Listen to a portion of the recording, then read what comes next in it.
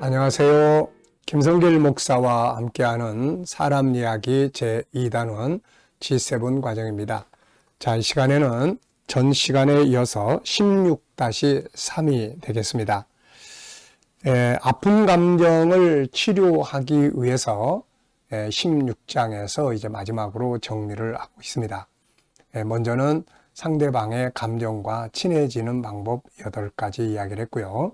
그리고 이제 아픈 감정을 치료하는 과정에 들어가서 첫 번째로 우리가 생각하고 활용할 수 있었던 것이 바로 자존감 높이기 15가지 방법이었습니다.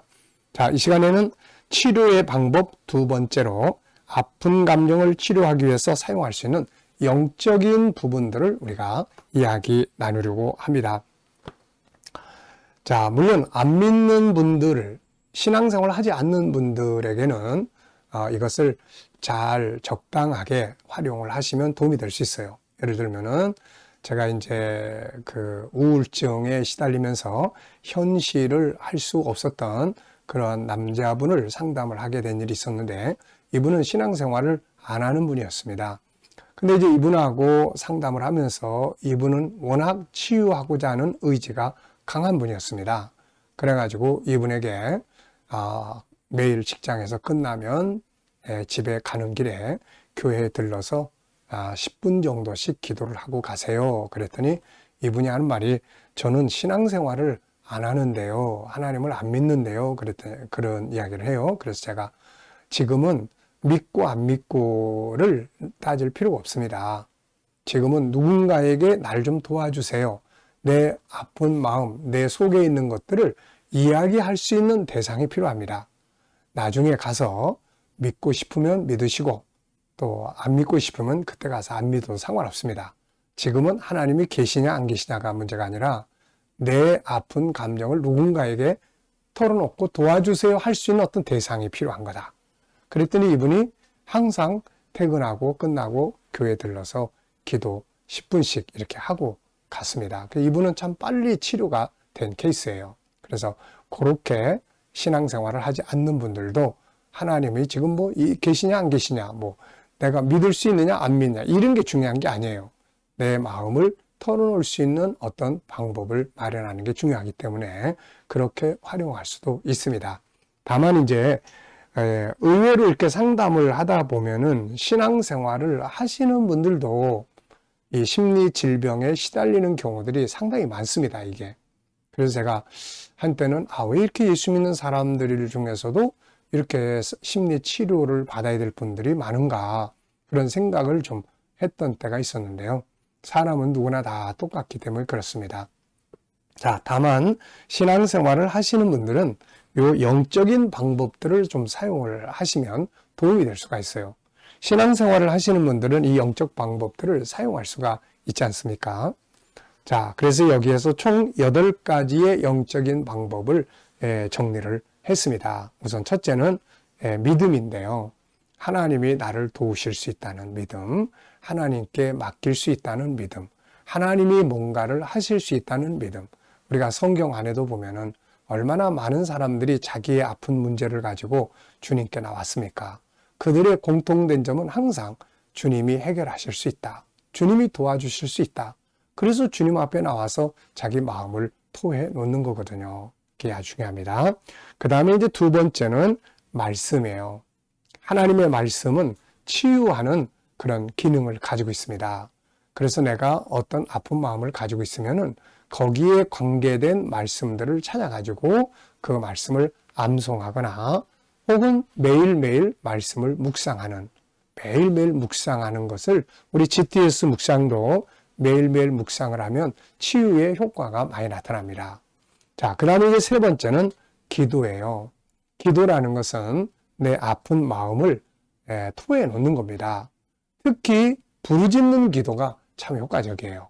부르짖는 기도가 막 내 안에 있는 걸 토해 놓는 것이죠. 그래서 성경에서도 시편에서 너희 마음을 토하라. 이렇게 하나님 앞에 내 마음을 토해 놓는 거예요.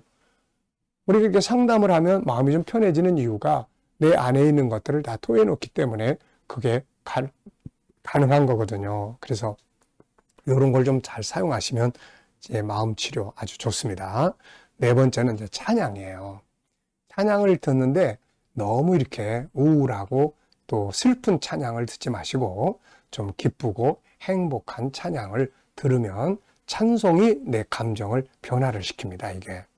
그래서 찬송 속에 있는 곡조, 성령의 감동, 그리고 이 찬양의 가사, 이런 것들이 내 감정에 변화를 만들어줘요. 그러니까 이 찬양을 많이 듣고 부르고, 이게 치유에 큰 도움이 됩니다. 그 다음에 다섯 번째는 이제 십자가에 대한 의지예요. 사람들은 보통 이렇게 마음의 아픔을 겪는 분들은 누구 탓을 많이 합니다. 상대방 탓도 많이 하고, 내 탓도 많이 해요. 아유, 나 때문에. 내가 잘못해가지고, 아유, 왜 이렇게 바보같이. 그러면서 자기를 막 학대를 합니다. 이때 자기 학대하지 말고 십자가를 의지해야 돼요. 내가 잘못했어도, 그래. 뭔가 주님의 뜻이 있고, 주님이 이걸 허락하신 것은 뜻이 계셔. 그분이 나의 연약한 거 다 담당하셨어. 이런 믿음을 갖는 게, 십자가를 의지하는 게 중요하고요. 그리고 하나님의 사랑에 대한 확실성을 갖는 게 아주 중요합니다. 하나님이 나를 얼마나 사랑하시는지, 하나님의 사랑을 성경을 통해서 하나씩 하나씩 찾고 그것을 내가 받아들이고 할 때 치유가 일어납니다. 그리고 또 성령의 감동, 성령의 감동, 성령이 충만할 때는 내 막 심령이 기쁨이 충만해지고 치유가 일어나게 되죠. 자, 그리고 이제 천국에 대한 믿음. 때로는 이 원래 우울증이나 이런 것들은 상실감에서 오는 거예요. 그래서 세상에서 잃어버린 것들, 이것만 생각하면 마음이 우울한데 하늘에 다 있어. 그래, 천국에 다 있어. 이제 이런 믿음, 천국에 대한 믿음이 내 심령을 치료를 합니다. 저는 그래서 천국을 성경에서 가장 잘 보여주는 말씀이 바로 요한계시록 21장 22장인데요. 저는 이 말씀을 항상 이렇게 암송을 합니다. 계시록 21장 22장을 암송을 하면 천국이 내 안에 다 그려지잖아요. 세상에 속상할 때, 그래, 천국에 다 있는데, 이 믿음이 내 아픈 마음을 치료하는 데 도움이 됩니다.